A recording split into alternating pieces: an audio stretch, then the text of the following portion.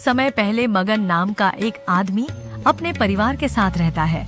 एक दिन वह अपनी पत्नी से कहता है, भाग्यवान, क्या हम ऐसे ही खेतों में काम करते रहेंगे? हमारे बच्चे भी बड़े होने वाले हैं, हमें उनके भविष्य के बारे में सोचना चाहिए। और इतना कहकर मगन अपनी पत्नी के साथ खेत पर काम करने के लिए निकल जाता है और अपने बच्चों को भी थोड़ी देर में खेत पर आने को कह देता है। मगन का बेटा रवि बहुत मेहनती था और हमेशा अपने पिता का हाथ बंटाता था। उसकी छोटी बहन गुड़िया भी अपनी माँ की सहायता करती थी। माता पिता के खेत पर जाने के बाद रवि और गुड़िया भी खेत की ओर चल पड़ते हैं। रास्ते में उन्हें एक विशाल हाथी दिखाई देता है। भैया देखो कितना बड़ा हाथी है, ये तो हमारे ही तरफ आ रहा है। रवि और गुड़िया डर कर भाग जाते हैं और जो कुछ हुआ वह अपने माता पिता को बताते हैं। मगन उनकी बात सुनकर गंभीर हो जाता है। अब से तुम अकेले घर मत जाना, हम भी तुम्हारे साथ चलेंगे और देखेंगे कि आखिर यह हाथी क्या चाहता है। शाम होते ही पूरा परिवार घर लौटने के लिए तैयार होता है। रास्ते में उन्हें फिर से वही हाथी दिखाई देता है, लेकिन इस बार हाथी डरा हुआ और थका मांदा लगता है। वह मानो कुछ कहना चाहता था, लेकिन परिवार उसकी भाषा समझ नहीं सका और वे नजरअंदाज कर घर चले गए। रात में मगन को हाथी के बारे में सोचकर बेचैनी होने लगी। मुझे ऐसा लग रहा है कि वह हाथी हमसे कुछ कहना चाहता था, लेकिन हम उसकी भाषा नहीं समझ सके। मुझे लगता है उसे हमारी मदद की जरूरत है। तुम क्या सोचती हो? हाँ, मुझे भी ऐसा ही लग रहा है। क्यों ना हम अपनी बकरी को साथ ले जाएं? वह हाथी की भाषा समझ सकती है और फिर हम बकरी से पूछ लेंगे कि हाथी क्या कहना चाहता है। अगली सुबह किसान अपनी बकरी के साथ खेत की ओर निकलता है। रास्ते में उन्हें वही विशालकाय हाथी फिर से मिल जाता है। मगन अपनी बकरी को हाथी से बात करने के लिए आगे कर देता है। हाथी भावुक होकर कहता है, हे बकरी, मैं इस जंगल में कई दिनों से फंसा हुआ हूँ। मुझे यहाँ न तो भरपेट भोजन मिल पा रहा है और न ही पानी। मैंने इन इंसानों से मदद की गुहार लगाई, लेकिन वे मेरी भाषा नहीं समझ सके।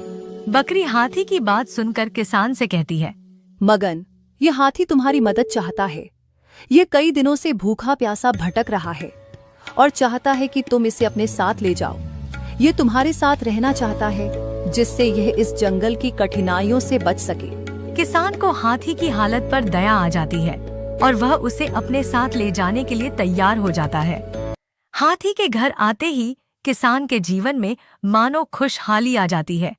उसकी सारी इच्छाएं पूरी होने लगती हैं और वह गांव का सबसे अमीर किसान बन जाता है। उसकी यह समृद्धि पूरे राज्य में चर्चा का विषय बन जाती है।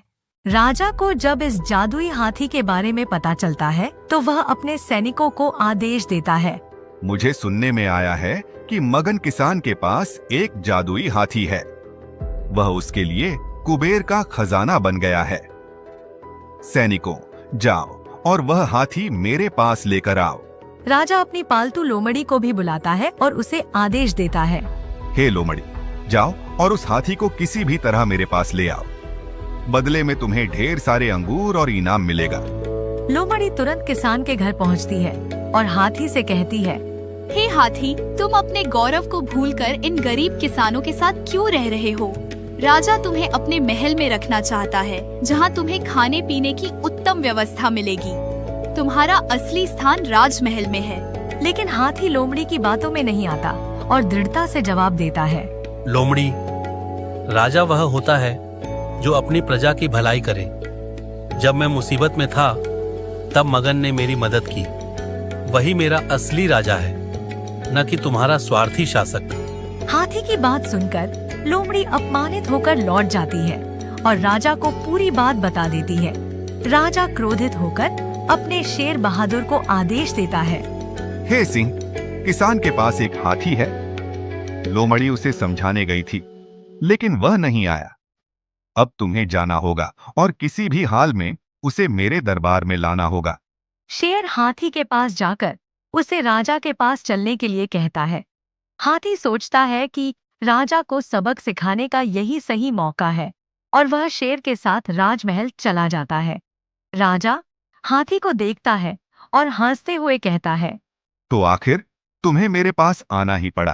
राजन, मैं यहाँ तुम्हारी ताकत के डर से नहीं, बल्कि तुम्हारी असलियत देखने आया हूँ। तुमने कभी अपनी प्रजा की भलाई के बारे में नहीं सोचा, केवल अपने स्वार्थ के बारे में सोचा है। क्या यही एक राजा का धर्म होता है? राजा को हाथी की बातों से गहरा आघात लगता है। उसे एहसास होता है कि एक राजा का असली कर्तव्य अपनी प्रजा की देखभाल करना है।